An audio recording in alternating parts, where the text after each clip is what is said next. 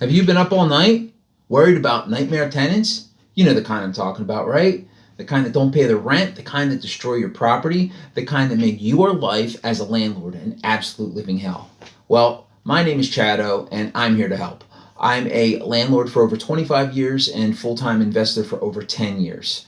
And that being said, I'm not a real estate professional. I'm just here to help with experience and knowledge of things that I've done and stuff that's worked for me. And everything in real estate is local, local, local. So you need to find local professionals that you trust. But this is going to give you a good starting point in order to have great conversations with them and kind of think through this stuff as you're putting your screening process together. That being said, let's chat with Chado. Anyway, this video is primarily about screening, right? And how to screen tenants and pick good tenants. And if you are thinking about screening tenants, you might have a vacancy that you need to get filled and wondering how to pick a good tenant. That being said, as a small aside, I need to mention how important it is to get your vacancies filled as soon as possible. A great investor once told me this and gave me this advice, and it is amazing. It's great advice, and I'm going to share it with you. So if you have a property and it rents for $1,500 per month, and that property goes vacant, every single day that that property goes vacant, that's the equivalent of driving down the street in your car, right? Driving down the street, getting your wallet, right? Pulling out $40, $50, right? $1,500 divided by 30 is $50 a day. So it's equivalent to driving down the street, rolling down your window, taking $50, only 40, but taking 50 out the window and just dropping it. Boom, gone. Right? That's what you're doing every single day your property is vacant. And if you keep that in mind, right? It's only 2 weeks. Okay, that's 10, that's 50, 500, plus that's another $700. That's $700. You're out because you waited 2 more weeks.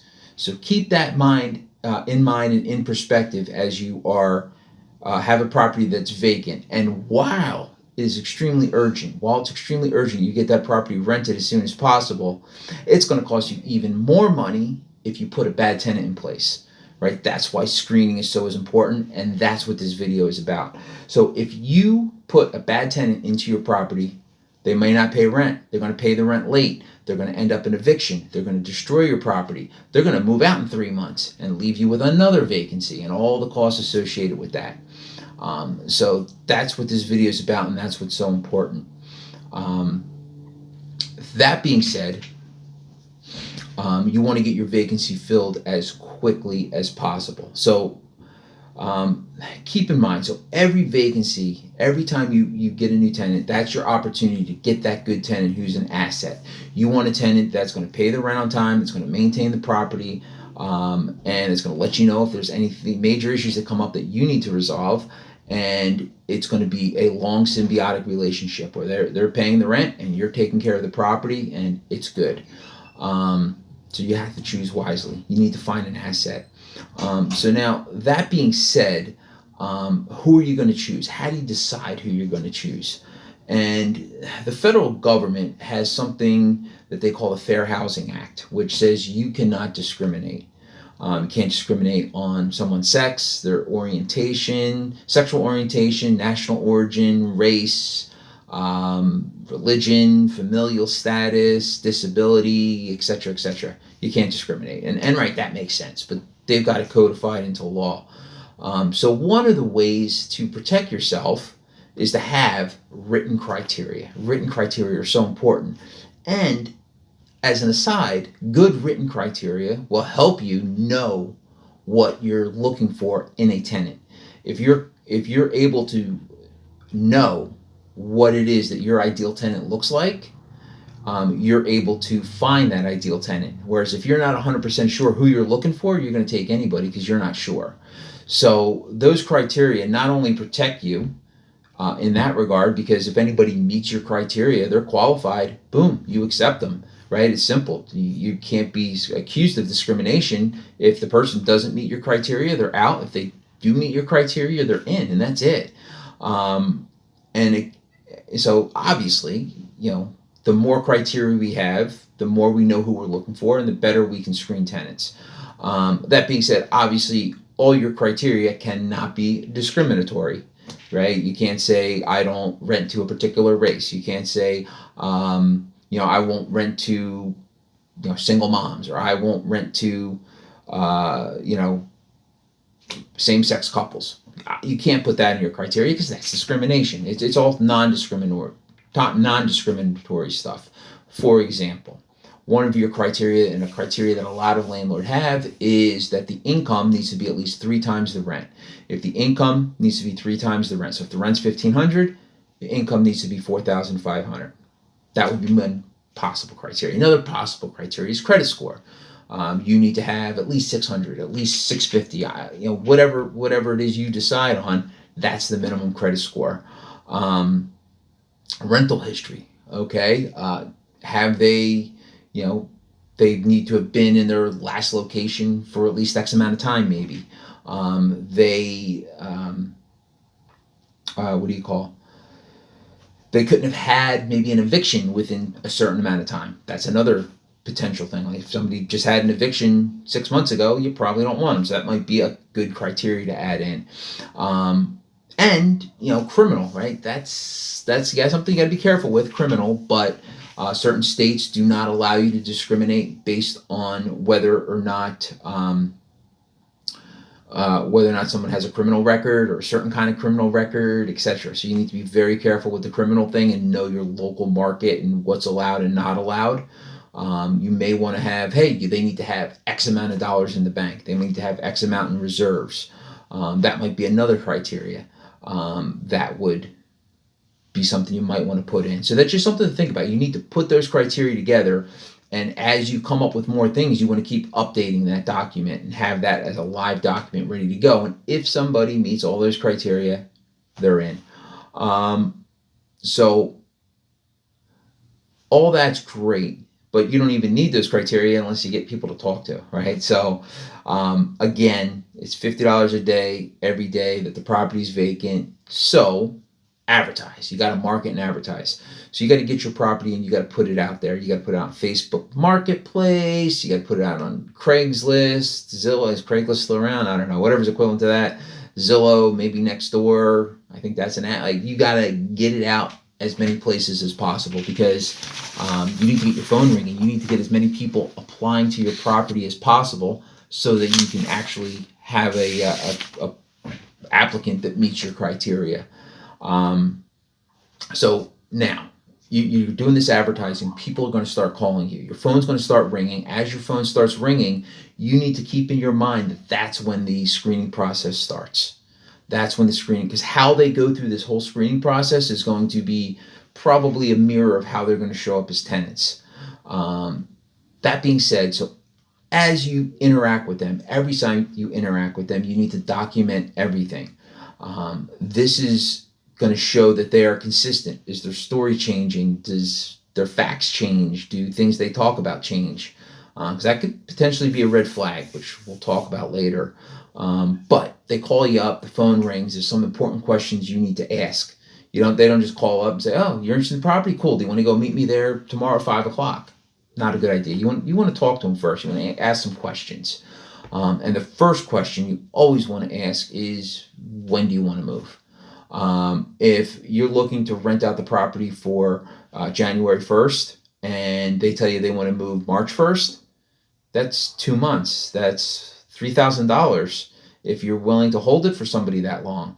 And while while having a good tenant is important, having a vacancy is going to kill you. So that's the first thing. Like, when do you want to move in? Like, are you on the same, kind of general idea there? If they say they want to move in, December, January 15th, okay, great. Then that might work out. If they say, hey, I need to move in December 20th, and you have a tenant there to the 30th, that might not work. Like, so that's like the first basic level of question, just to see if it's a fit. Then the next thing you want to look at, and the next question you want to ask is, why are you moving from your current home? Why are you moving? And that being said, you need to kind of be a little strategic here. So when you ask that question, they're going to give you potentially a quick answer, short answer, and that's a good time for you to practice shutting up. Just don't talk for a minute, be quiet, and allow that awkward silence to be there. Because when you're in that awkward silence, what's going to happen is they're not going to like awkward silence, and they don't want to hear the silence, so they start talking, and you're just going to get more information and learn more about why they're moving and what their needs are and what's going on. Another important question is how many people will be living in the property? And that's for multiple reasons, but one of the biggest reasons is, a lot of local municipalities say, hey, this is the maximum occupancy for the property. And if your local municipality says you can have 5 people and they say they have 6, that's a problem, right? So that might save you guys a lot of time, effort, and energy from moving forward with something only to find out you can't even rent to them legally, at least with that many people. So that's a very important question to ask, is how many people will be living there. It's also a good idea to give them a teaser on some of your criteria, right? Say, hey, you know what? That sounds good. We when we do our application, we require our tenants to make at least 3 times the monthly rent. In this case, that would be $4,500. Is that going to be an issue? See what the answer is. Right? Say, hey, we require our tenants to have at least a 650 credit score. Is that going to be an issue? Right? If evictions, right? You might say, hey, we require that our tenants have not had an eviction in the last 36 months. Is that going to be an issue? Right? So those are important questions to ask, because they may be, especially whatever your deal breakers are, because if they can't meet that criteria and they know it, you're wasting your time going to show them the property. They're wasting their time applying for the property, and they're wasting their money. So those are just good questions to get out of the way up front. So you get through all that. The next step is going to be to ask them. So this is another big one, is to ask them, what type of property are you looking for? What type of property are you looking for? Because they've only saw like an ad online on Craigslist, like I said, whatever. They've only saw that small ad with a few pictures. They don't know your property. You know your property. So they might, in that question, you might find out that they need a garage. And they might think your house has a garage because it has what looks like a garage, but that got converted to a bedroom, years ago, and it still looks like a garage from the outside, but on the inside, it is a bedroom, right? And you say, oh, our house doesn't have a garage. And now you've just saved everybody a lot of time, effort, and energy by identifying that and letting them know that. They might say, hey, yeah, we're looking for 3 big bedrooms, for whatever reason. And, well, you know what? That's great. My property is a 3-bedroom, but I do want to let you know that 1 bedroom is real small. Is that an issue? They might say, hey, we want a property with a basement. And you might say, oh, my property doesn't have a basement. Is that an issue? So that gives you an opportunity to make sure that your property is what they're looking for, and saves them time, effort, and energy to come out and see it, and saves you from showing it. So that's just another potential great question to ask. So you get through all that. Now it's time to, okay, everything looks good. Let's come meet at the property. Let's meet you at the property. So you set up an appointment. You agree, hey, we're going to go meet tomorrow at 5 p.m. Awesome. Now, again, you've already started your screening process in this conversation. So you want to tell them, look, this is great. I'll meet you tomorrow at 5 o'clock. But unfortunately, I'm busy and I get a lot of people that don't even show up. And I waste my time going out to the property. So in order for me to show up at 5 o'clock, I need you to text me between 2 hours, an hour and a half before. I need you to just text me and just say, yeah, hey, Steve, I'm good. I'll meet you tomorrow I'll be there at 5 o'clock today, right? And just confirm the appointment, right? That way you're not showing up and they don't, right? It's making them, see how they do following directions and doing what they say they're going to do. And also with that, you want to make sure that everybody who's going to be moving into the property, because you asked them and they said, oh, we have 6 people moving in, or whatever the case may be, that all those people come, because you want to meet everybody who's coming to be a tenant in your property potentially, not just base everything off of one person. So that's very important as well. So you get that showing set up, you make sure they text you before, and show up to the property. And now you have your meeting. There's, I guess, probably different schools of thought whether or not you should have an open house or you should just meet with individuals. I strongly recommend you meet with individuals. You want to be there to be able to, see how they interact, and we're going to go over that in a second. And you want to be able to be see how they interact, and you want to be able to see um, how they show up, and if you're distracted with a bunch of other people there, and just trying to make sure, kind of quarterback three different people, three different families or units or sets of tenants coming in to look at your property and trying to quarterback all that at once, it's going to be tough. So I don't suggest it. Some people do. Up to you. But moving forward to this appointment, so the first thing on this showing that that you want to kind of be aware of is, do they show up on time? Right? Because if they show up on time, more likely they're going to pay their rent on time. If they show up late, more likely they're going to pay their rent late. Again, things happen, but it's just something to consider, right? Something to consider. That might be a red flag. That might be a possible red flag. Next thing is like, okay, how do they present themselves? How do they show up? How do they act? And how do they interact with the property? Are they respectful, right? Are they slamming doors? Are there some kids with them that are just climbing on doors and running around and just completely out of control? How they act when you're there is one thing, and how they act when you're not there. If they're not acting right when you're there, they're definitely not going to act right when you're not there. Are they sober? Like, do they show up drunk? Like, okay, that's not a good decision. That might be a red flag. That might be something to think about. Wow. And the other thing is, like, are they excessively picky? Like, oh wow, I don't like this carpet, or I don't like this color. Wow, that kitchen is, if they're complaining about the property and they're not happy with the property to begin with, chances are that if you do accept them as a tenant, they're going to continue to have issues with the property. We did mention red flags, and I mentioned, and I'd like to maybe just kind of throw a couple out there.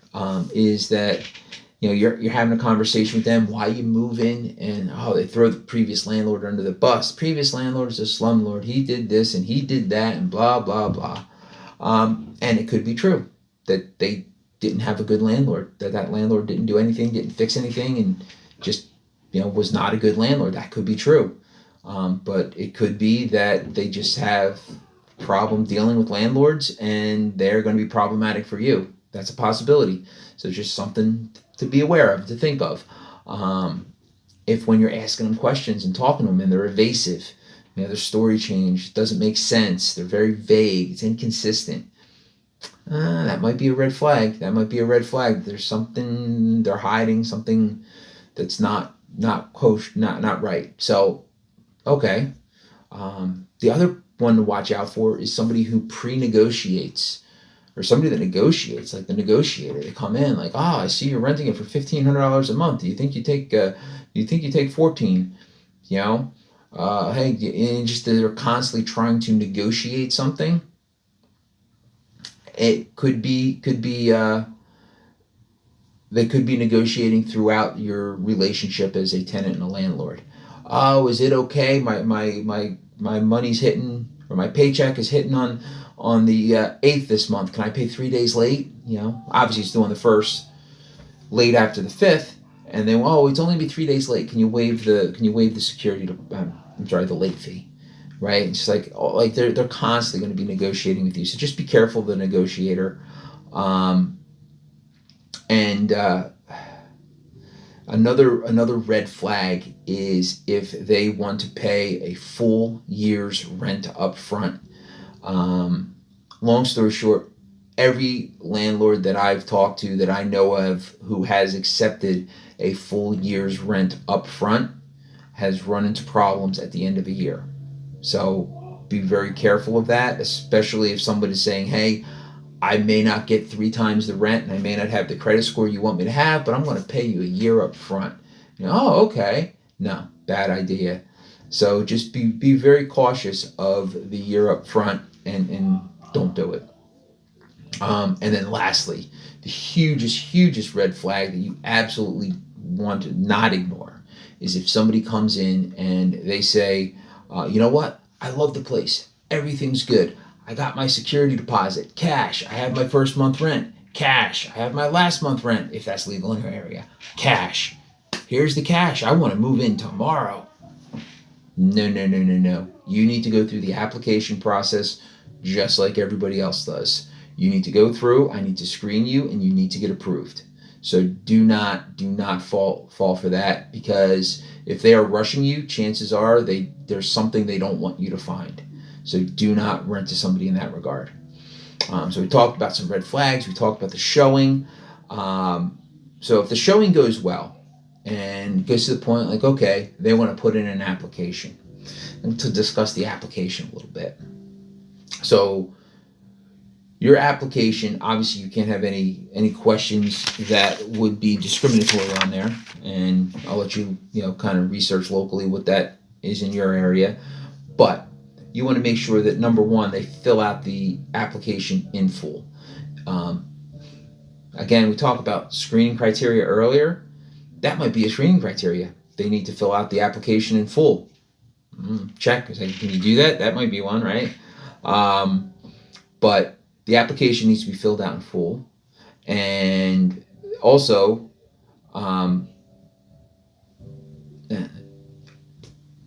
you need to make sure that you need to verify every single thing on that application. You ask the question, they filled it out in full. If you're not going to check it, why are you asking it? So you need to verify everything. Now, in that, right, in verifying everything, remember that Google is your friend. So it's important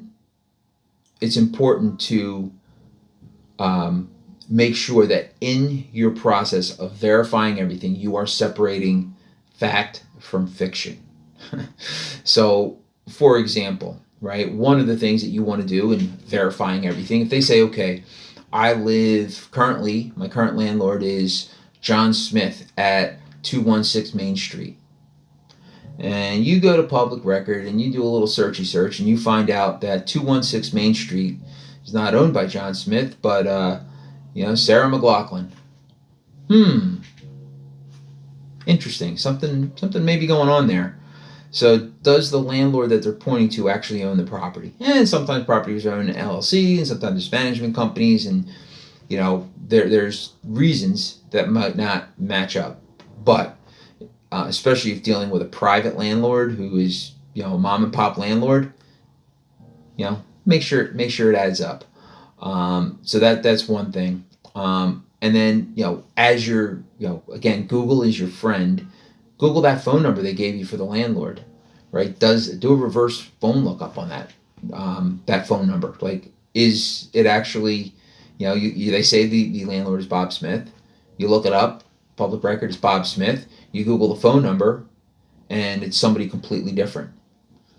They may have given you a friend's number, who you call that friend, and they're going to give glowing reviews.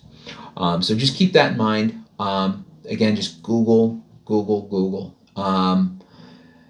So you call. Now keep in mind that the current landlord, if they are a bad tenant, the current landlord may want to get them out of there. And if that current landlord wants to get them out of there, that current landlord may be comfortable telling you how wonderful they are, so that you accept them, so that you take them on as tenants, and that that they get them out of their hair and into your hair.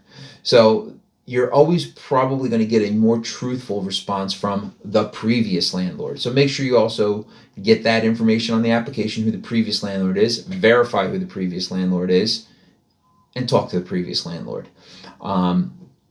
Now, like I said, sometimes people put a false phone number on there, fake phone number, a friend, right? And they say, hey, I use your name as my landlord. If anybody calls, just tell them, give them a good review. Right, so when you call and you talk to the previous landlord, the current landlord, you want to get things wrong and let them correct you, because if you get everything wrong and they verify it all is correct, probably not talking to the landlord. So, for example, 216 Main Street. Hey, calling about this tenant that applied to my property, John Smith, and He says he rents your property over, now you know the property is 216 Main Street. He rents your property over 612 Main Street. Is that correct? Transpose the numbers. He said, oh yeah, he rents there. What are the chances they own both properties? Pretty small. So that might be a potential red flag. So now you want to verify the rent. Oh yeah, they say they pay the rent of, 12. The rent's $11.50 that they were paying. Let's say. Oh, they pay $1,200 a month for rent. Is that correct? What? Wait, no, they pay $11.50. Oh, that might be the right landlord. They know what the rent amount is. But if they, oh yeah, they pay $1,200 a month. No problem. They pay every month on time. They're great tenants. Okay, am I talking to the right person? Right? Just something to keep in mind as you're asking these questions and trying to separate the truth from potential lies on the application. And speaking of which, could that be another criteria? Lying on the application, out. Also, that being said, you want to find out where they're working. Call the employer. Are they in good standing? How long have they worked there? Some employers will talk a lot. Other employers that are bigger with human resources won't give you that much information. It's always a good idea to Google that business and verify it's a real business. Verify that the number they gave you matches the number on Google. Google is your friend. And then I guess lastly in that regard, and talking about Google, always Google the applicants, because I can tell you from experience that we were not doing that, and we put an applicant who seemed to be great. It was the ideal tenant. This was like, hey, this was a superstar tenant. We put this man in our property, and he made life a living hell. And I would have avoided all of that and found out he was unqualified to be my tenant if I would have Googled him. So that being said, Google is your friend. So now you get your applicants. The applicants come in. Now, when you have an applicant that meets all of your criteria, you cannot hold out for a better tenant. Those are your criteria. That's what you say you're willing to accept. You need to accept them. You need to accept that tenant, right? You need to let them know they've been accepted. And, right, depending on your local and state laws, I definitely recommend getting a non-refundable deposit, because now you're taking your property off the market, right? So 1 month rent is probably a pretty good place to start. And that is a non-refundable deposit. So if your rent's $1,500, say, great. You've been accepted. Do you still want the property? They say yes. Great. You still want the property? We've accepted you. In order to move forward, you need to pay 1 month. Pay $1,500, non-refundable deposit, and I will take the property off the market. I will not accept anybody else, and the property will be yours to move in on. You said you wanted to move in on this date. Is that correct? Boom. Good. Okay. You get them to sign that, and you get that non-refundable deposit, and now you're okay to take the property off the market. Also, it is important to realize that everybody now that you don't accept or that you didn't accept, they need to receive, and you check your local laws, but according to I believe the Fair Credit Reporting Act, you need to kind of let them know. And it's probably a good idea to make the reason to send that letter as a written letter and not just verbally, that we have some type of documentation to back it up. So that in a nutshell is apparently at this point almost 30 minutes of screening tenants. And you've gotten you to the point now, you've gotten the person picked out.